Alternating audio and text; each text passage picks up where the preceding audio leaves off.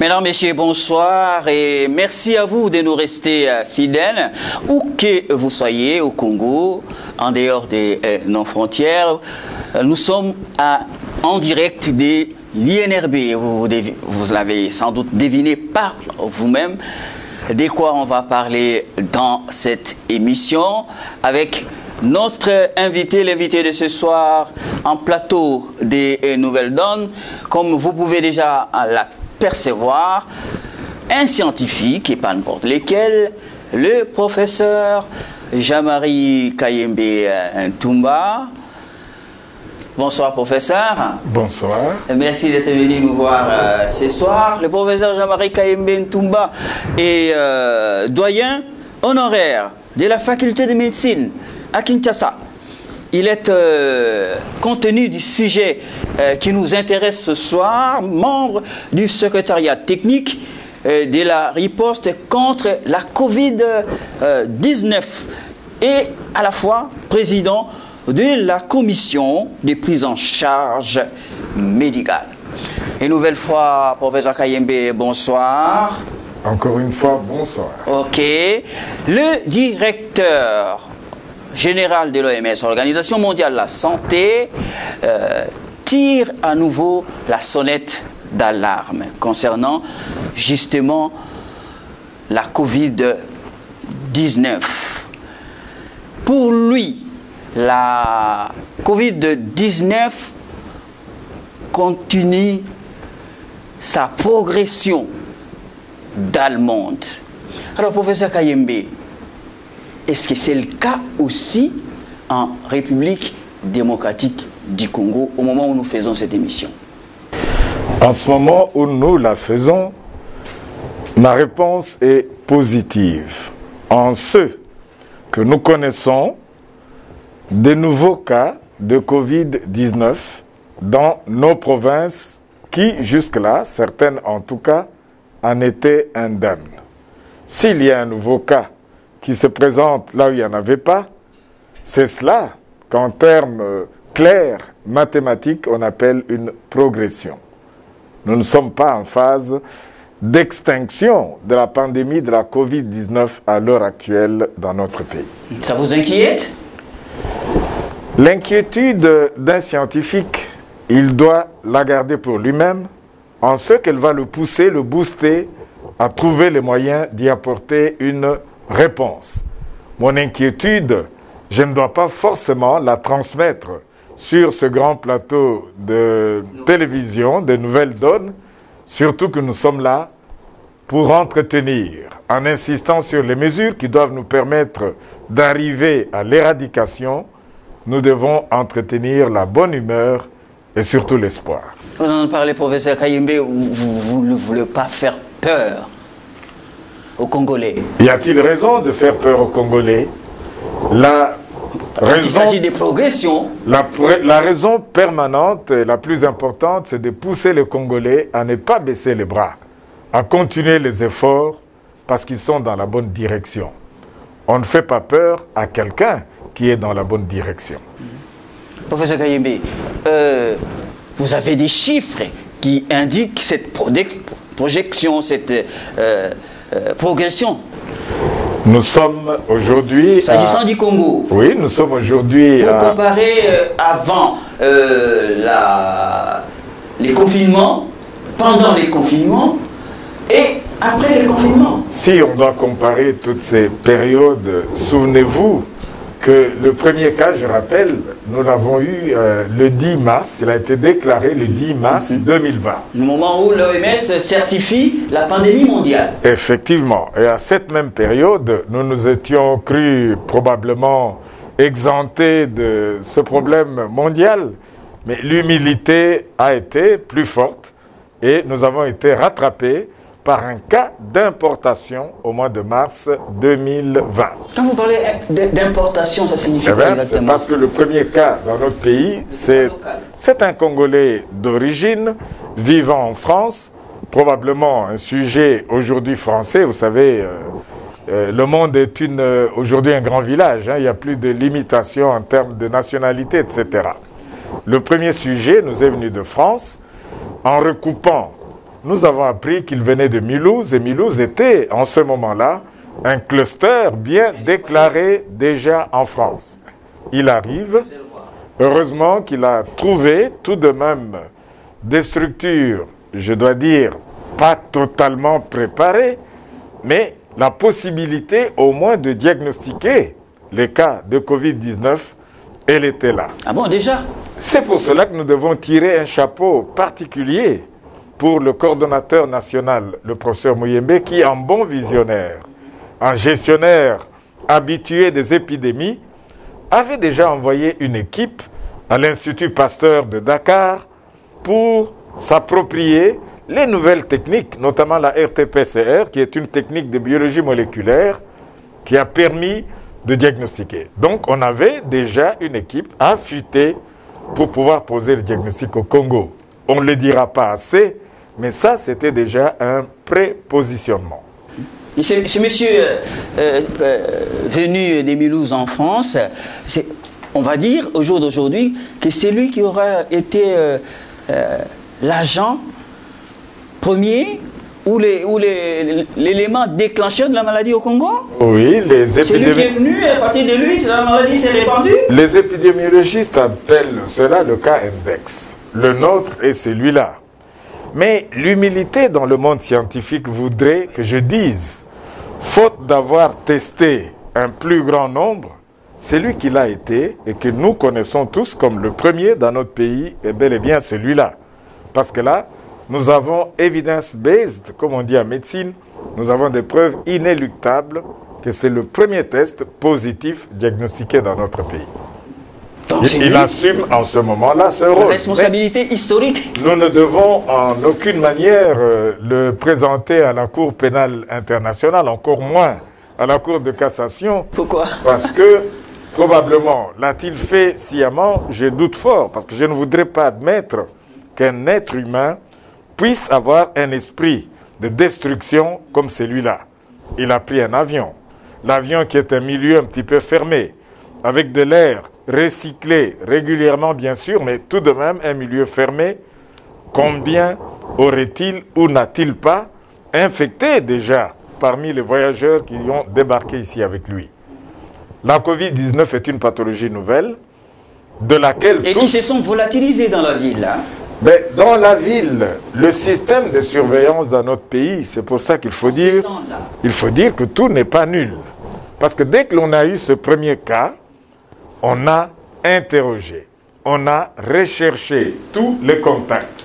C'est ainsi que, s'agissant de celui-là... Les contacts et les contacts et des contacts. Effectivement. Je sais qu'il était, par exemple, dans un hôtel de la ville. Permettez-moi de ne pas citer le nom pour ne pas rechercher un anathème sur des personnes. Et puis, il avait une famille à Bandal. On a un petit peu de fil en aiguille recoupé tous les contacts autour de lui. C'est le travail que savent très bien faire les épidémiologistes. Et là, nous sommes forts du fait d'avoir géré, en ce moment-là, 10 épidémies déjà, de la maladie à virus Ebola par exemple, épidémie de fièvre jaune. Nous avons donc, à la 4e direction au ministère de la Santé, la DLM, comme on l'appelle, des personnes aguerries, des épidémiologistes de premier plan, avec l'appui de notre grande école de santé publique de Kinshasa, celle de Lubumbashi et de Bukavu. Nous avons suffisamment d'éminence grise que pour nous aider à savoir comment gérer une épidémie. Et l'exemple de l'actuel Covid-19 en est un pour illustrer mon propos. Qu'est-il devenu, ce monsieur, le Congolais venu de France, malade? Il était déjà malade en France, il savait? J'ai difficile à répondre à cette question parce que je ne vais pas faire de l'histoire avec des documents qui sont surannés ou qui ne sont pas confirmés. Ce que je sais, c'est qu'aussitôt arrivé à Kinshasa, il a manifesté des symptômes, notamment fièvre, courbature, myalgie, et il s'est rendu à l'hôpital, à la clinique Ngaliema, où la première cause de maladie chez nous de fièvre, c'est le paludisme ou la grippe.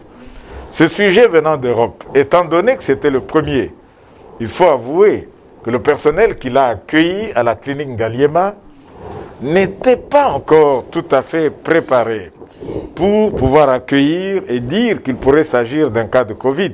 D'autant plus qu'on n'avait rien jusqu'en ce moment-là. Et c'est ainsi d'ailleurs que nous avons notre première infection nosocomiale intéressant le professionnel de santé, l'infirmière qui l'a accueillie à la clinique Galiema, et elle-même aussi tombée malade. Elle est décédée? Non, elle n'est pas décédée, elle n'est pas morte. On a pu la récupérer, la prendre en charge, etc., en isolant, parce que déjà là, je répète que nous avions déjà la capacité de diagnostiquer la Covid-19. Je pense que vous m'épargnerez de revenir à l'épopée qui a entouré cette affaire. Vous savez, j'ai Covid positif, pas Covid, la question suivante, etc. c'est celle-ci, par rapport au début, au tout début de la maladie. Donc, le sujet congolais venu de France, bon, vous ne savez pas nous dire où il est maintenant. Surtout qu'on n'a pas eu l'habitude de partager ensemble la tasse de café ni de thé. Sincèrement, je ne sais pas où il est en ce moment, mais je pense qu'il est retourné. Il doit être retourné en France. Il n'est plus au Congo de toute façon. Bon, guéri. Ah oui, bien sûr. Il est resté pendant, d'ailleurs, plus qu'il ne fallait, pratiquement 3 semaines à l'hôpital de l'amitié sino-congolaise, qui a été le premier centre identifié, un petit peu à la petite sauvette, à la surprise, dans notre pays. C'est alors qu'interviendra, je précède peut-être vos questions, la responsabilisation du professeur Muyembe par le président de la République pour l'organisation et la gestion de la riposte contre la Covid-19.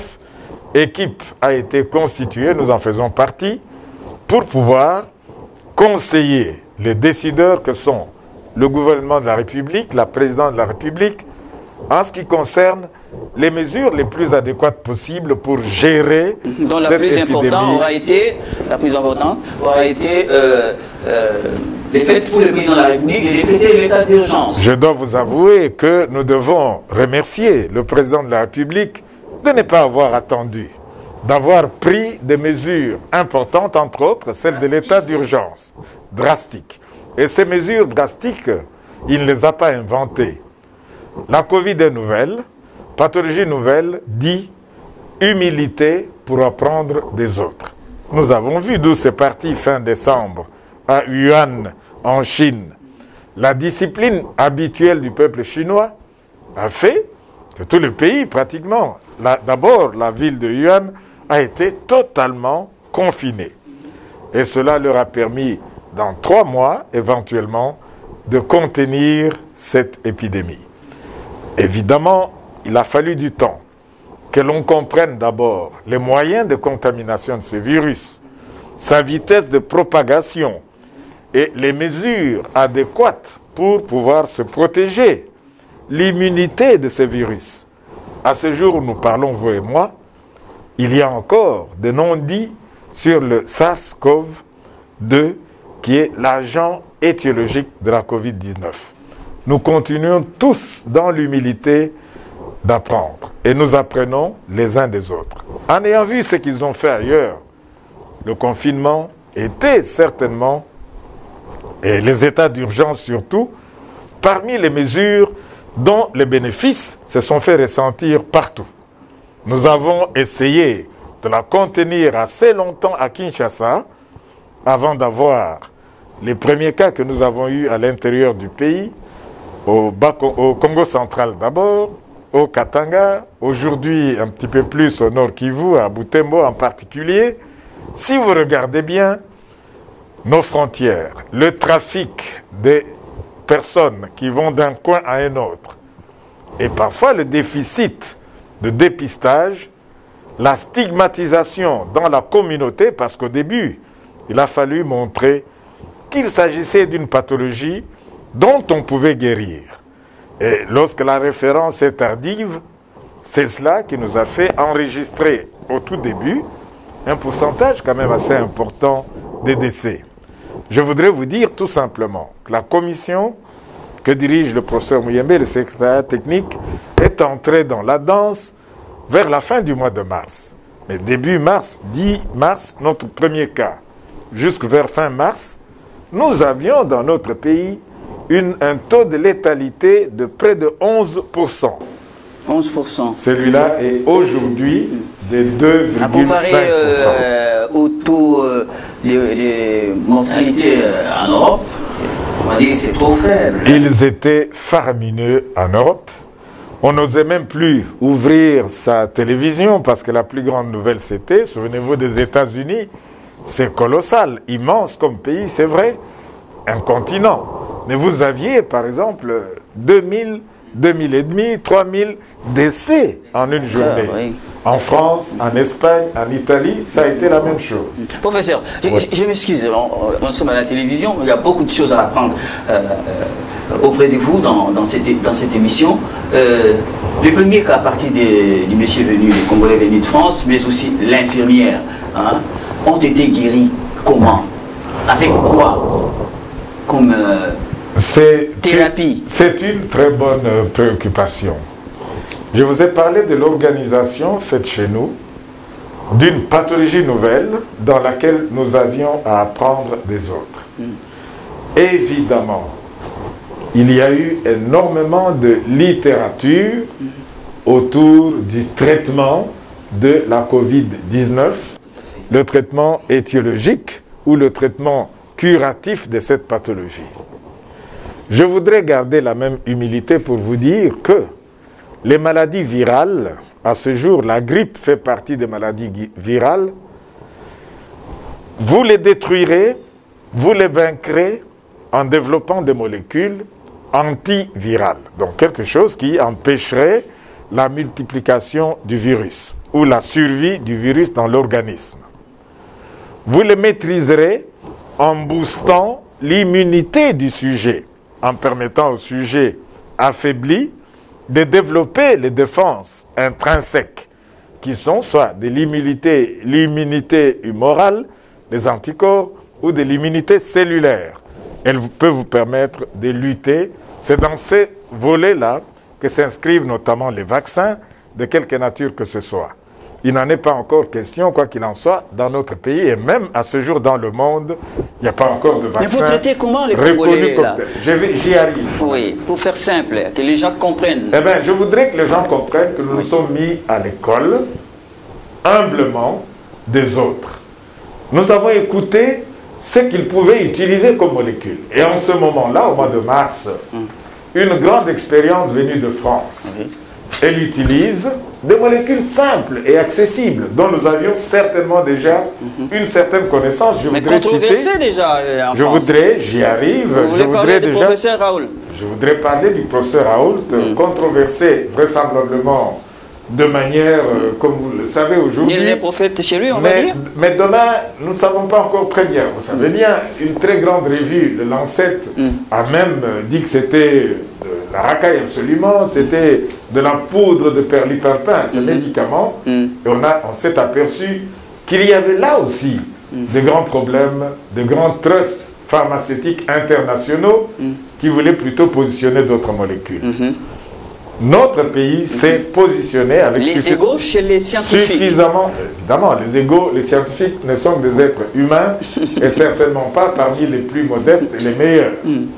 C'est ainsi que nous, fort de ce qu'on savait de l'hydroxy ou de la chloroquine, sachant qu'elle a des propriétés antivirales certaines, je n'ai pas dit qu'elle tuait complètement le virus, mais elle agit à des stades où elle peut stabiliser au début de la maladie ou la maladie évoluée. M. Raoult proposait le début de manière précoce l'utilisation de cette molécule en y associant l'azithromycine qui est un antibiotique. Je suis pneumologue, que nous pneumologues utilisons beaucoup dans le traitement des germes qui sont apparentés au virus. On les appelle les germes atypiques. L'association des deux, il avait montré notamment qu'elle pouvait très rapidement diminuer la charge virale. On s'est dit, avec ce niveau-là de connaissance, en ce moment-là, que diminuer la charge virale équivaut à réduire l'extension de l'infection d'un plus grand nombre. Parce que lorsque vous avez peu de virus, vous pouvez infecter peu de sujets aussi. Mais lorsque vous en avez beaucoup, la concentration, c'est un principe sacré de maladies infectieuses, c'est plus important. Nous avons fait ce choix, nous l'avons discuté avec notre commission de pharmacovigilance, etc. Je ne vais pas entrer dans les détails du mode d'action de l'hydroxychloroquine que nous connaissons pourtant. Mais je ne vais pas ennuyer les téléspectateurs pour leur dire que l'avenir a semblé un temps soit peu nous dire que nous n'avions pas fait le mauvais choix. Vous n'aviez pas tort. Je n'ose pas me juger moi-même parce que nous n'étions pas seuls à le faire. Toute l'Afrique subsaharienne en particulier, l'école de Dakar, l'école d'Abidjan, l'école de Togolaise, un peu partout en Afrique subsaharienne, la molécule étant d'abord très facile à obtenir, l'association très facile, en dépit des effets indésirables. Quand vous parlez de molécule, ça veut dire quoi, les réactifs? La molécule médicale, le médicament que nous avons utilisé, l'hydroxychloroquine et l'azithromycine essentiellement, auquel nous avions associé. Trouvé localement au Congo. Nous avons pu bénéficier de l'appui des uns et des autres, mais à l'heure actuelle, laissez-moi vous dire que Pharmakina, cette vieille usine qui nous a produit la quinine il y a de nombreuses années, nous a produit et fourni de l'hydroxychloroquine, dont les effets indésirables sont un petit peu moindres que ceux de la chloroquine tout court. Donc, la disponibilisation des médicaments a pu nous aider. Et nous sommes restés à l'écoute du monde scientifique international. Mais actuellement au Congo, vous guérissez les malades de la Covid-19 avec les traitements que vous préconisez. Nous avons à l'heure actuelle plus de 95, qu'est-ce que j'ai dit, % de malades. Là, je vous ai donné le taux de létalité qui en guérissent. Est-ce qu'ils guérissent à cause exclusivement de l'hydroxychloroquine plus azithromycine? Je ne le dirai pas de cette manière-là. Parce que, je vous ai dit au départ, les médicaments sont soit ceux qui agissent sur le virus, en le stabilisant, en le bloquant, soit ceux qui boostent l'immunité du sujet. Mais le résultat global que l'on a est surtout et avant tout dans la prévention. Éviter d'infecter le plus de gens possible par toutes les mesures barrières dont on parle tant. Et ces mesures barrières, si vous m'en donnez l'opportunité, je pourrais expliquer leur pertinence, les unes et les autres. Parce qu'aujourd'hui, on comprend et on sait très bien quels sont les moyens de transmission de cette maladie. Comment est-ce qu'on peut se contaminer, etc. Nous restons humbles. Maintenant, on connaît mieux aussi la physiopathologie de cette maladie. On sait au début, on a cru que c'était exclusivement, j'allais le dire, une maladie du système respiratoire, entraînant ce que nous appelons le syndrome de détresse respiratoire aiguë. On s'est vite aperçu que cette maladie dans laquelle il y avait une libération d'un nombre excessif de cytokines. Les cytokines sont des petites substances qui modifient complètement le comportement des organes à l'intérieur. On les appelle en anglais Biological Response Modifiers. Donc ce sont des substances qui modifient les réponses biologiques de l'organisme. On a compris que la Covid-19 était une maladie vachement thromboembolisante. C'est-à-dire la thromboembolie, je m'explique, ça voudrait dire qu'elle exagère la coagulation du sang. Vous avez des caillots et ces caillots peuvent se localiser au niveau du cerveau. Vous pouvez faire un AVC en ce moment-là parce que vous avez un caillot au cerveau. Au niveau des poumons, vous faites ce qu'on appelle l'embolie pulmonaire. La plupart des malades qui ont des problèmes respiratoires liés à la Covid, on a trouvé un pourcentage très élevé qui faisait des maladies thromboemboliques au niveau pulmonaire. À cause de ce qu'on a appelé, le terme est élégant, l'orage cytokinique, donc la tempête des cytokines qui vont exagérer la thrombose, la constitution des caillots. Ça aurait été la Jacques causale des morts qu'on a connues durant les... Absolument. Il y en a eu beaucoup qui sont décédés avant qu'on le comprenne. On le sait parce que des Italiens ont eu les premiers le courage de réaliser des autopsies sur les malades décédés de Covid. On s'est aperçu qu'il y avait beaucoup d'emboles, des microthromboses au niveau des organes comme le cerveau, le rein, etc. Et si vous m'avez demandé, est-ce que nous les avons tous guéris à cause d'eux? Non. Nous avons compris posé la question. Que même préventivement chez ces malades-là, en fonction de la sévérité de leur cas, nous devions chez certains adjoindre déjà des anticoagulants. Étant donné que nous n'avons pas la possibilité de confirmer partout, et surtout en périphérie, l'embolie pulmonaire, qui nécessite un angioscanner pulmonaire. Donc là, nous nous sommes dit, un malade qui se présente avec des difficultés respiratoires, nous avons un petit gadget positionné même au niveau de nos zones de santé aujourd'hui, ça s'appelle le saturomètre. Il vous permet d'apprécier l'oxygène dans l'organisme. Lorsqu'un sujet avait moins de 90% d'oxygène au saturomètre, que l'on place simplement à un doigt, nous n'attendions pas d'avoir un angioscanner qu'on risquait d'avoir dans la semaine, dans le mois, ou jamais de l'avoir. Nous nous disions celui-là préventivement. Donc nous avons proposé un protocole thérapeutique que nous avons disséminé dans les différents centres de prise en charge des malades. Où et où? Clinique universitaire, clinique Galiema, Moncolé. Aujourd'hui, à travers toute la République. Kinshasa. Ah, ok. Aujourd'hui, à travers toute la République, ce protocole proposé par le secrétariat technique du professeur Muyembe a été diffusé, et même par voie de télé-enseignement, à toute la République pour améliorer la prise en charge. Je voudrais ici reconnaître l'apport incommensurable de nos partenaires, mais aussi du gouvernement, qui a permis de disponibiliser des extracteurs d'oxygène. Ces malades qui mouraient pour la plupart faute d'oxygène, aujourd'hui nous avons quasi dans tous les hôpitaux des petites machines, les extracteurs qu'on d'oxygène. appelle communément les respirateurs. Le respirateur, c'est déjà une machine un petit peu plus élaborée, qui nécessite déjà une compétence particulière d'un sujet qui doit mettre.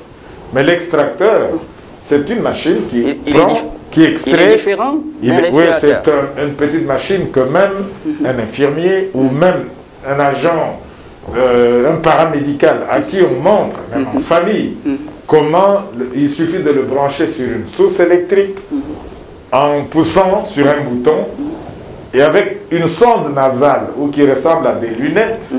Vous pouvez extraire l'oxygène de l'air. Il faut qu'il y ait une source d'énergie et vous donnez l'oxygène à un sujet. Professeur, une seconde, pardonnez-moi.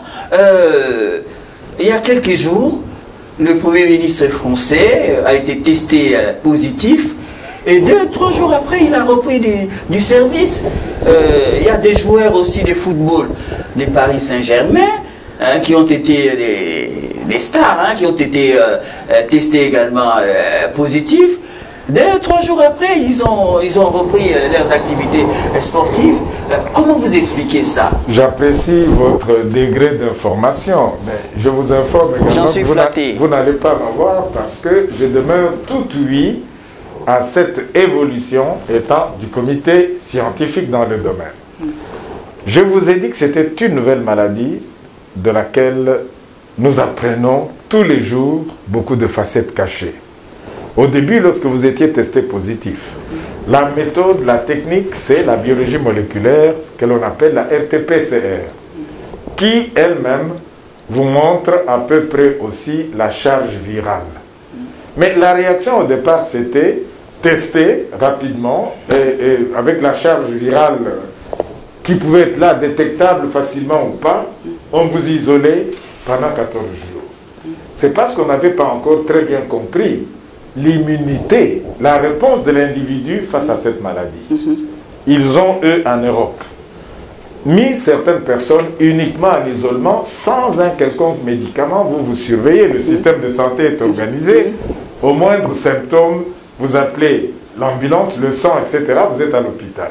C'est que nous ne pouvons pas facilement faire ici. Il faut des moyens. Mais on sait aujourd'hui que cette maladie développe réellement une immunité. Mais on sait également que l'incubation, lorsque je rencontre une personne malade, l'incubation de la maladie, avant qu'elle ne se manifeste, c'est peut-être entre 2 et 14 jours, globalement. Mais la période pendant laquelle la personne qui est infectée, la période d'infectiosité, quand est-ce que cette personne peut infecter, elle est beaucoup plus courte. Entre 5 à 7 jours tout au plus. Voilà pourquoi Et aujourd'hui, les moyens diagnostiques, s'agissant du Premier ministre français, s'agissant de Mbappé, Neymar et Mandanda, que j'aime bien, vous êtes informé, vous, comme journaliste. C'est parce qu'on a pu savoir réellement qu'il n'avait pas, Mandanda en particulier, d'abord il était totalement symptomatique, et une charge virale négligeable. Donc, mais testé positif. Mais bien sûr, parce qu'il teste quoi? Ce sont les acides nucléiques du virus qui sont détectés par cette technique-là. Aujourd'hui, les moyens de diagnostic vont jusqu'à déterminer réellement la charge virale. Lorsque vous avez une charge virale très faible, vous pouvez très facilement, rappelez-vous ce que je disais de la chloroquine au début, l'équipe de Raoult dit l'association des deux diminue la charge virale assez rapidement. Donc vous êtes là presque sur la voie de la vaccination, la voie de préparer le plus de monde possible à développer des anticorps sans forcément faire la maladie. On est arrivé à prouver que des cas comme ceux que vous citez ne peuvent pas facilement transmettre. Mais donc ils sont pas contaminants? En tout cas, en médecine, ni jamais ni toujours, le risque pour eux de transmettre la maladie est pratiquement un risque zéro. Sinon, on ne prendrait pas le risque de laisser ces personnes, par exemple Mandanda, aujourd'hui, j'étais très fier qu'ils aient gagné contre Paris Saint-Germain dernièrement. C'était excellent. Alors, professeur Kayembe, de ce point de vue-là, parce que c'est vous qui avez conseillé au président de la République de décréter l'état d'urgence sanitaire au Congo. Ça aura été une bonne mesure qui aura freiné la propagation de la maladie chez nous?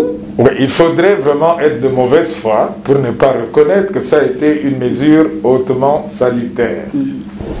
À tout point de vue, non. À tout point de vue, non, parce que sur le plan ça aura fait beaucoup de mal aux Congolais, sur le plan économique et social, tout de même. Diront certainement que ce n'était pas ça. C'est pour ça que le rôle du chef de l'État est un rôle, à mon humble avis, à ne pas envier facilement. Il a des techniciens, des conseillers de tous bords, dans tous les domaines. Il n'y a pas que la crise sanitaire, il faut regarder la crise sociétale, la crise économique. C'est pour ça qu'aujourd'hui, vous avez parfois même des gens pratiquement qui se révoltent, en Europe et ailleurs, contre certaines choses. Il a été courageux de décréter cet état d'urgence qui a certainement concouru à limiter la propagation et l'extension vers l'arrière-ouest. Alors, professeur Kayembe, bon, les tests, vous les avez commencés de manière massive au Congo. Comment, avec quel matériel, et ça se passe comment, d'après quelle durée? Oui, je dois vous dire que nous avons commencé à tester, ayant déjà profité de la formation. Je vous ai parlé de l'équipe que le professeur Muyembe avait prépositionnée à Dakar. On a formé des techniciens de laboratoire, des médecins biologistes, également sur place. Nous avons commencé à tester avec les méthodes reconnues par tous pour le diagnostic, c'est la biologie moléculaire. Interviennent aussi quelque part les tests rapides, dont la sensibilité est bonne, mais la spécificité est parfois très faible. C'est-à-dire? Ça voudrait dire qu'un test... Pas fiable. Pas à 100%. Donc on ne peut pas poser... À combien de pourcents? La fiabilité. La spécificité, par exemple, de la plupart des tests, qui ne sont pas des tests antigéniques, n'est que de l'ordre de 60%. Vous imaginez, sur 10, vous en loupez 4. Vous n'utilisez pas un outil comme celui-là dans un dépistage de masse ou dans une décision thérapeutique. Nous sommes très prudents à ce point de vue-là, et encore une fois, nous partageons avec les autres nations et les autres scientifiques à travers le monde. Aujourd'hui, vous en êtes à combien de jours pour obtenir les résultats? Aujourd'hui, étant donné on a décentralisé aussi cette activité de test, aujourd'hui en général, dans 48 heures, on peut avoir un test, le résultat du test. Et il y a moyen d'ailleurs, en déant 48 heures, dois-je dire, parce que c'est possible que vous l'ayez dans 24 heures. C'est pas comme au début où c'était uniquement à l'INRB. Dans les pays puissants aujourd'hui, on en est à 15 minutes. Ah oui, parce qu'il y a des tests de biologie moléculaire, de nouvelles machines qui se développent, qui le font en quelques minutes. Je voudrais peut-être vous apprendre, mais ça m'étonnerait. On va la voir bientôt. On a parlé du test sur la salive, par exemple, qui est un test beaucoup plus rapide. Mais on en parle il y a, soyons honnêtes, une semaine. Le temps de recourir à ça et de les avoir, nous les aurons. Parce que nous avons un pays ambitieux, un gouvernement ambitieux. Vous avez déjà envisagé de passer commande? Passer commande, nous avons d'abord envisagé de nous informer. Nous informer suffisamment sur les tenants et les aboutissants. Et lorsque nous nous sommes fait une religion, une philosophie convenable, c'est ça l'attitude d'un scientifique, nous allons pousser nos décideurs à nous aider aussi à obtenir ces équipements qui vont nous aider à mieux gérer la chose. Professeur Kayebe, comment ça se passe, les tests concernant des cas atypiques? Qu'est-ce que vous appelez? Symptômes qui ne présentent pas des symptômes. Oui, là, c'est le problème de cette pathologie. On a pratiquement près de 85 ou même plus de sujets qui font une forme totalement asymptomatique. Donc, il se plaint pratiquement de rien. Un dépistage de masse, quelque part, peut montrer que la personne est positive. Mais dans le positif, n'oubliez pas ce que vous veniez, vous m'avez surpris en le faisant d'ailleurs, vous venez de me dire pourquoi Mandanda, pourquoi le Premier ministre français est sorti, etc. La période d'infectiosité ne dépasse pas les 7 jours. On ne voit pas pourquoi. On ne peut pas libérer de la surveillance absolue un sujet qui aurait passé au moins les 7 jours. Mais, au-delà de passer au moins les 7 jours, il a au moins le port du masque obligatoire. Le masque est une barrière naturelle, réelle, qui protège le sujet malade d'envoyer les gouttelettes ou même les particules d'aérosol, le postillon, ou les gouttelettes d'aérosol qui sont plus fines et qui peuvent aller beaucoup plus loin. Le masque protège déjà l'individu malade, mais le masque protège également le sujet qui va recevoir, inhaler, qui est réceptif. Donc, en dépit de la période réduite de surveillance à 7 jours et plus de 14aine à la limite, il faut que le port de masque correct, pas le port d'un masque qui va protéger.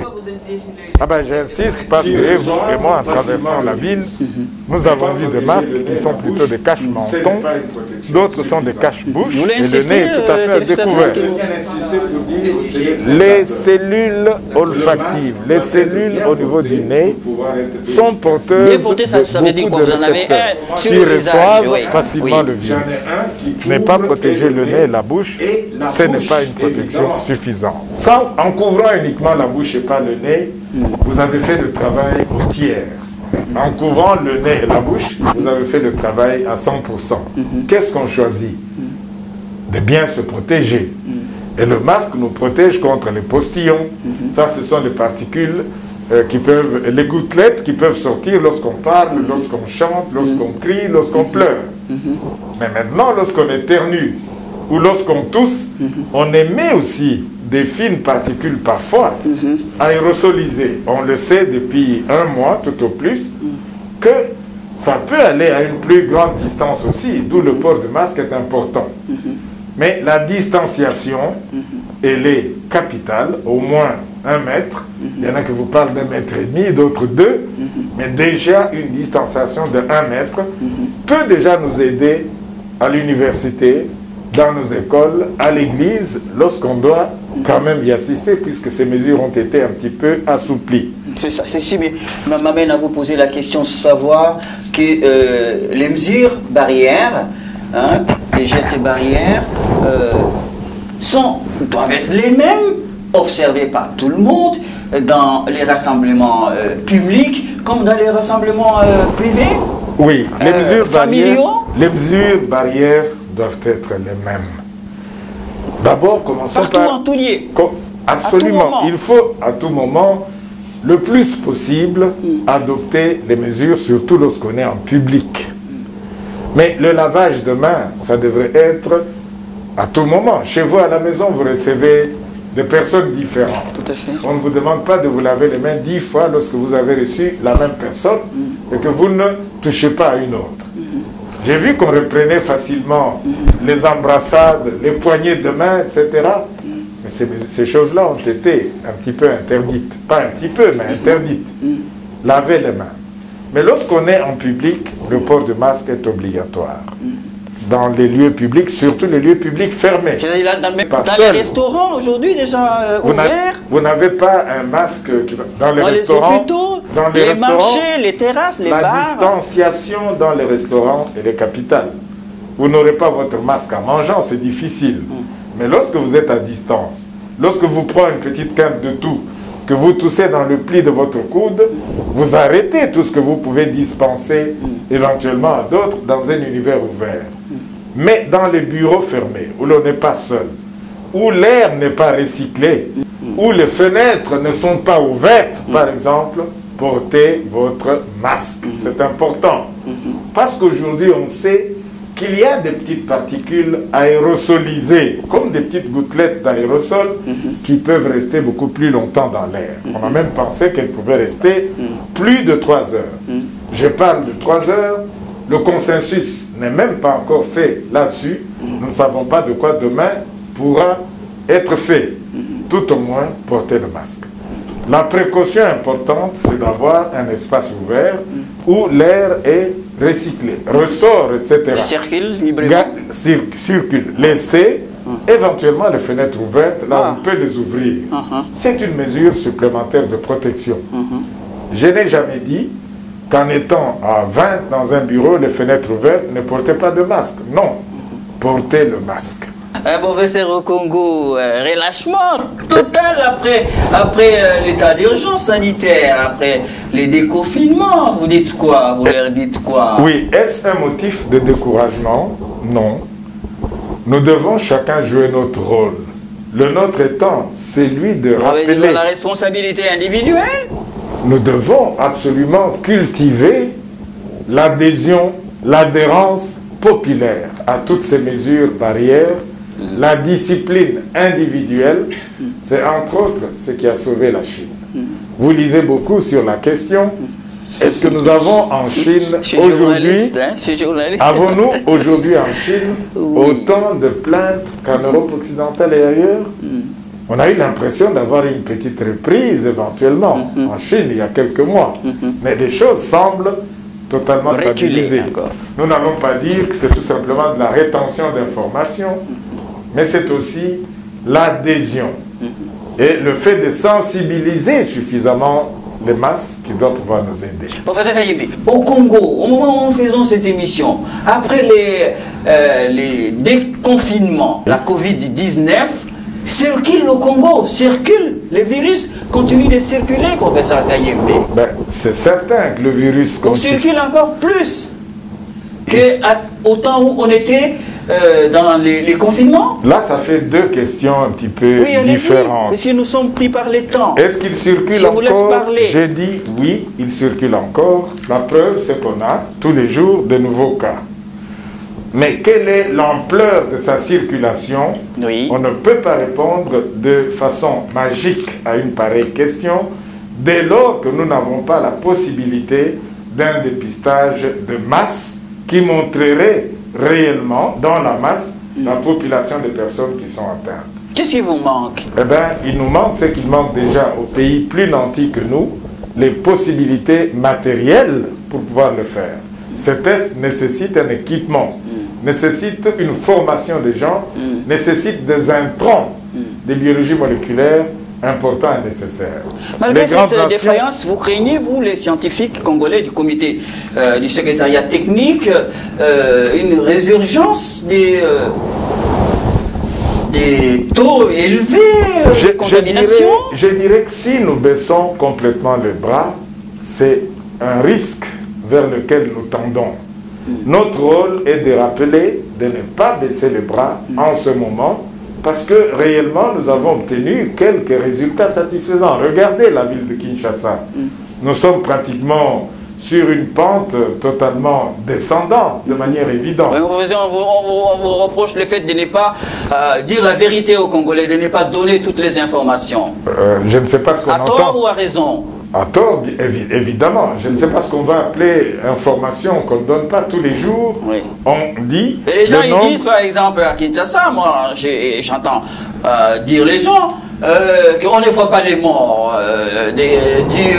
à la Covid-19. Y aurait-il à Kinshasa beaucoup de croque-morts? Nous qui gérons la pathologie, nous vous disons que des hôpitaux comme les cliniques universitaires, voilà 3 ou 4 semaines où l'on a 4, 5 cas. J'avais aujourd'hui ce matin, non pas par jour, pendant toute une période, vous n'avez que 4 ou 5 malades en hospitalisation.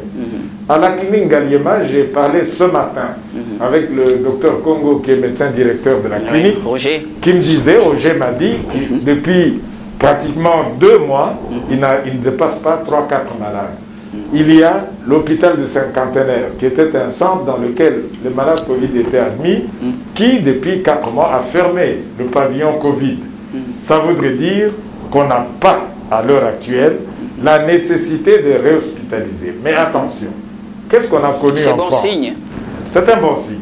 En France, on a connu une descente évidente du nombre de lits d'admission en réanimation.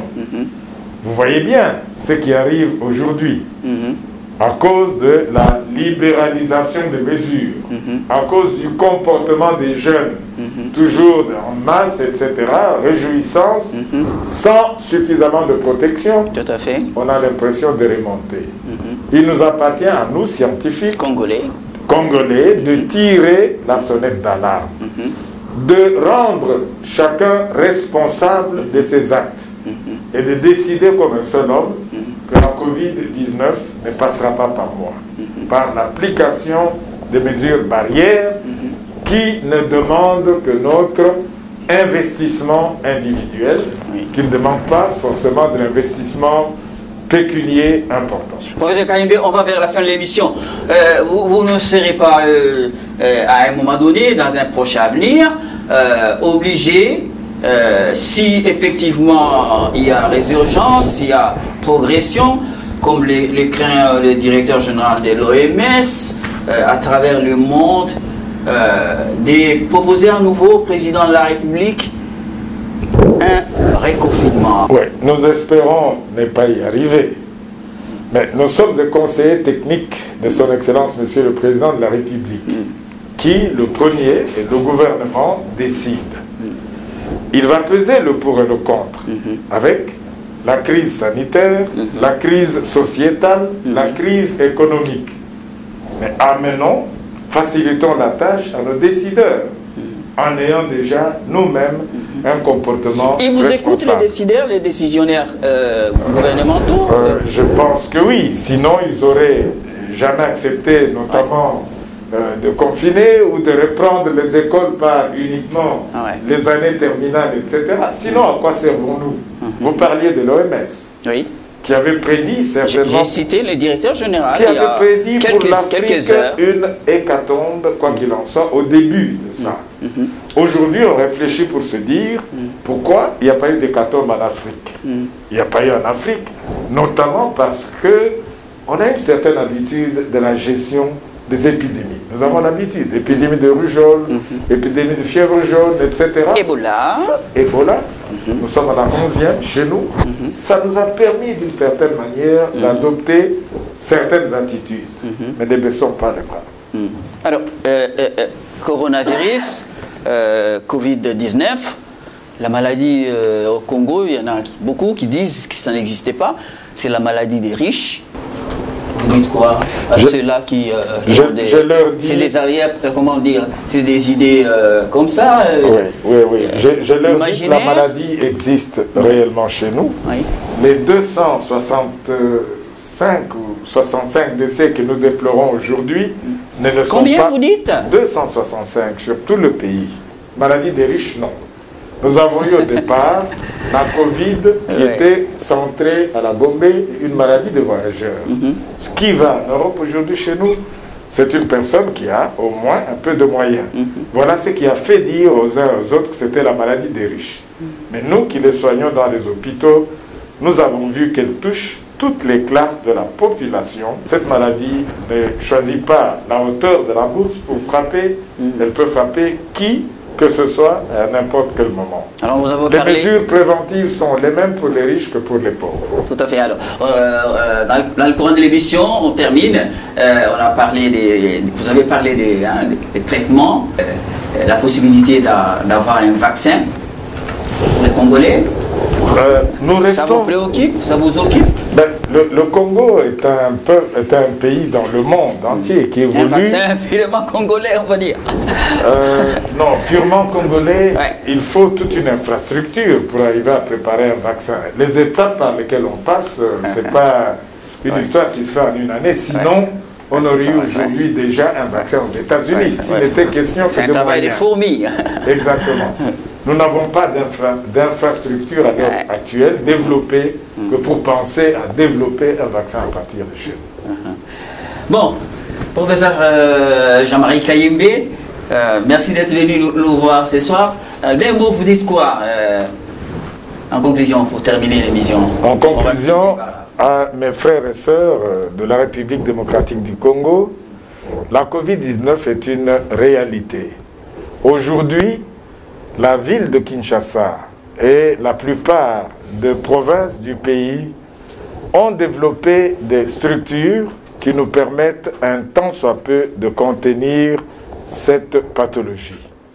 Ne soyons pas des amplificateurs de cette maladie par un comportement tout simplement irresponsable.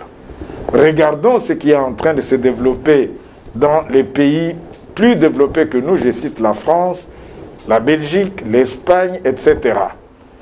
Les mesures préventives sont la première panacée par laquelle nous pouvons tous passer. Elles n'ont pas besoin d'être achetées, il suffit seulement d'y adhérer. Le lavage de mains, suivre les recommandations de nos décideurs nous aiderait absolument à contenir cette pathologie chez nous. Prévention vaut certainement mieux que guérison dans une pathologie qui nous appelle tous à beaucoup d'humilité. Voilà ce que je peux dire à mes compatriotes. Voilà, professeur Jean-Marie Kayembe, très proche collaborateur du professeur Jacques Mouyembe. J'ai fait venir sur le plateau des Nouvelles Donnes pas n'importe qui pour aborder ces sujets préoccupants concernant le développement de la maladie coronavirus, la Covid-19, qui préoccupe le monde entier.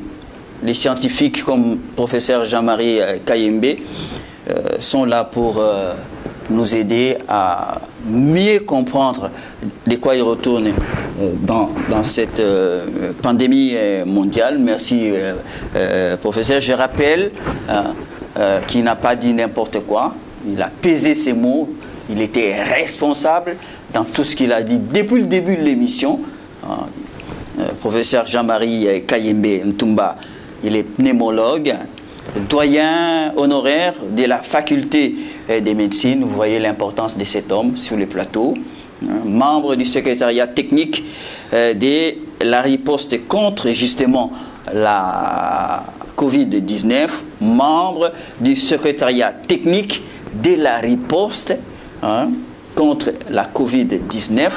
J'espère pour ma part lui avoir posé toutes les questions qui vous préoccupent au sein de l'opinion et que le professeur a donné des éclaircissements nécessaires pour comprendre où nous en sommes et où nous allons.